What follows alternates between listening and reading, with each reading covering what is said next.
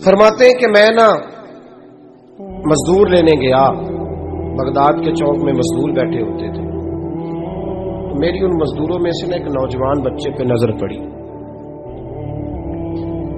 بڑا کمزور سا وجود تھا، لیکن چہرے پر عبادت کا نشان تھا، ماتھا بتاتا تھا کہ نماز کا بڑا خیال رکھتا ہے۔ میں اس کے قریب گیا، چہرے بھی بڑا کچھ بتاتے ہیں نا، چہروں میں بھی بڑی رانائی ہوتی ہے۔ فرماتے ہیں میں قریب گیا، میں نے اس کو کہا بیٹے مزدوری کرو گے؟ تو کہنے لگا مزدوروں میں بیٹھا ہوں تو ضرور مزدوری کے لیے ہی تو بیٹھا ہوں۔ تو میں نے کہا کہ چلو پھر۔ کہنے لگا نہیں میری کچھ شرطیں۔ میں نے کہا بتاؤ؟ کہنے لگا پہلی شرط یہ ہے کہ لوگ 4 دینار دیہاڑی لیتے ہیں، میں 3 دینار لوں گا۔ میں نے کہا یار بھائی تو بڑی بہترین ہے، باقی بھی اس طرح کی رکھ لے۔ اس نے کہا حضور دوسری شرط یہ ہے کہ میں آپ کی مکمل بات مانوں گا، لیکن جب اذان ہو جائے گی پھر آپ کی نہیں سنوں گا۔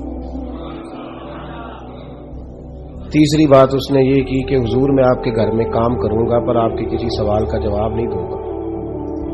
کہتے میں نے کہا یار تو بڑا عجیب ہے، شرطیں تو مالکوں کی ہوتی ہیں۔ کہنے لگا جی بہرحال میں شرطیں لگا کے جاتا ہوں۔ فرماتے ہیں میں اسے گھر لے آیا، کام میں نے اس کو بتایا تو جو کام مزدور سارے دن میں کرتا ہے نا اس نے 2 گھنٹے میں کر دیا۔ ہمارے مزدور سگریٹ پینے میں بھی تو آدھا گھنٹہ لگاتے ہیں، وہ چائے پینے جائیں تو پونا گھنٹہ، ان کو بھی تو دیانتداری کرنی چاہیے کہ نہیں کرنی چاہیے؟ معاہدہ کیا ہے نا جی تو پورا اترنا چاہیے نا۔ کہتے 2 گھنٹے میں۔ اب کام جب بندہ شروع کراتا ہے تو کام اور نکل آتا ہے۔ کہتے کام میں نے اس کو اور بتا دیا، وہ کرنے لگا۔ اس نے مٹی نکال کے رکھی تھی باہر رستے میں، تو اذان ہو گئی زور کی، اس نے وہیں کدال چھوڑی کہی اور چلنے لگا۔ تو میرا بیٹا کہنے لگا اس کو ذرا برابر کر دو۔ کہنے لگا چپ کر جا، تیرے باپ سے بات ہوئی تھی، جب اذان ہوتی ہے تو میں کسی اور کی نہیں سنتا، صرف اللہ رسول کی سنتا ہوں۔ کہتے مسجد چلا گیا، نماز پڑھ کے آیا تو دوپہر کا وقت تھا۔ میری بی بی کہنے لگی اس کو کھانا کھا لے۔ کہتے ہم نے کہا کھانا کھا لو، تو کہنے لگا میں نے روزہ رکھا، رمضان بھی نہیں تھا، نفلی روزہ رکھا ہوا۔ فرماتے ہیں شام ہوئی، میں نے 3 دینار دیے تو میں نے کہا تیرا نام کیا ہے؟ کہنے لگا میں نے آپ سے کہا تھا میں کسی سوال کا جواب نہیں دوں گا۔ وہ چلا گیا۔ اگلے دن میں پھر لینے گیا اسے، کام کچھ اور نکل آئے تو لوگوں نے بتایا وہ صرف ہفتے والے دن آتا ہے۔ میں نے کہا کیوں؟ کہنے لگے جی وہ کہتا ہے میرا ہفتے کا خرچہ 3 دینار ہے، جب 3 دینار کما لیتا ہوں تو باقی سارا ٹائم اللہ رسول کی ذکر میں گزار دیا کرتا ہوں۔ فرماتے ہیں جی اگلے ہفتے میں پھر لینے گیا، میں نے پورا ہفتہ انتظار کیا کہ کام اسی سے کرانا ہے۔ میں جب گیا تو میں نے کہا چلو، کہنے لگا میری شرطیں یاد ہے نا؟ اور میں نے کہا یاد ہے بھائی ساتھ چل۔ فرماتے ہیں کام کرایا، 2-3 ہفتے وہ آتا رہا۔ ایک ہفتے میں گیا تو لوگوں نے کہا حضور آج نہیں آیا، کیوں؟ کہنے لگے بیمار ہو گئے۔ کہاں گھر ہے؟ کہنے لگے بغداد کے قبرستان کے پیچھے جو کچی آبادی ہے اس میں رہتا ہے۔ فرماتے میں گیا، دروازے پہ دستک دی تو کہنے لگا حضور آپ ہیں؟ دروازہ کھولا ہے آ جائیے۔ فرماتے ہیں میں اندر گیا تو میں نے کہا تمہیں کیسے پتا چلا میں آیا ہوں؟ کہنے لگا حضور اللہ والے ہو، آپ نہیں آنا تھا، ورنہ امیر تو غریبوں کا پتہ لینے کوئی نہیں آتے۔ کہتے میں قریب گیا تو کہنے لگا میں آپ کا انتظار کر رہا تھا، تیز بخار ہے، تپ رہا۔ جیب سے کچھ پیسے نکالے، کہنے لگا یہ پیسے رکھنے، ایک انگوٹھی نکالی۔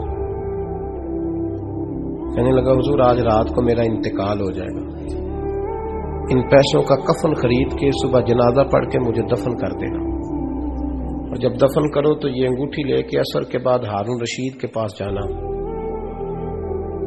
آپ اسے کہنا میں نے ملنا ہے پر وہ آپ کو ٹائم نہیں دے گا، آپ اس کو آواز دیجئے گا کہ تیری ایک امانت ہے میرے پاس، پھر وہ آپ سے ملے گا تو انگوٹھی دے دیں، پھر آپ میری طرف سے فارغ ہیں۔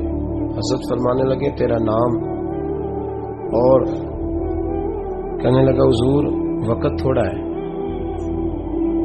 آج رات میں نے جانا ہے، بڑی لمبی معافی مانگنی ہے رب کریم سے، اگر مناسب سمجھے تو مجھے اپنے رب سے تنہائی کر دیں۔ فرماتے ہیں میں آ گیا اور اس کی باتوں نے مجھے ساری رات سونے نہیں دیا۔ فرماتے ہیں صبح بڑی مشکل سے سورج نکلا، میں گیا دروازے پہ ہاتھ رکھا تو دروازہ کھلا ہوا تھا، اندر داخل ہوا تو خوشبوئیں میرا استقبال کر رہی تھی، جب چہرے سے کپڑا ہٹایا تو اس کا تو انتقال ہو چکا۔ انتقال ہو چکا، ایسے جیسے کسی کا دیدار کر کے سویا۔ کہتے میں تو 2 آدمی لے گیا تھا جنازے پہ، پر پتہ نہیں دنیا کدھر کدھر سے آئی، کہاں کہاں سے۔ اکھاں جدوں میٹیاں زمانہ مینوں روے گا، اپنا تے اپنا بیگانہ مینوں روے گا۔ فرماتے ہیں میں تو 2 بندے لے گیا تھا، پر پتہ نہیں مخلوق کہاں کہاں سے آئی۔ جنازہ پڑا، دفن کیا۔ ہارون رشید کے پاس میں عصر کے بعد گیا، میں نے بلانا چاہا پر بادشاہ تھا، میری طرف دیکھا ہی نہیں۔ میں نے اس کو کہا تیری ایک امانت میرے پاس ہے۔ فرماتے ہیں مجھے کونے پہ لے گیا، کیا بات ہے، کمرے میں بلایا، میں نے انگوٹھی دی۔ ہارون رشید تو چیخے مارنے لگا، کہنے لگا انگوٹھی والا کہاں ہے؟ میں نے کہا وہ تو انتقال کر گیا۔ کہنے لگا مجھے قبر پہ لے چل۔ کہتے میں قبر پہ لایا تو وہ لیٹ گیا، تڑپ کے رونے لگا۔ میں نے کہا میرا کلیجہ پھٹ جائے گا، نہ اس نے کچھ بتایا نہ تو نے بتایا، یہ کون تھا؟ تو ہارون رشید کہنے لگا یہ میرا بیٹا تھا۔ میں نے کہا تیرا بیٹا اور مزدور؟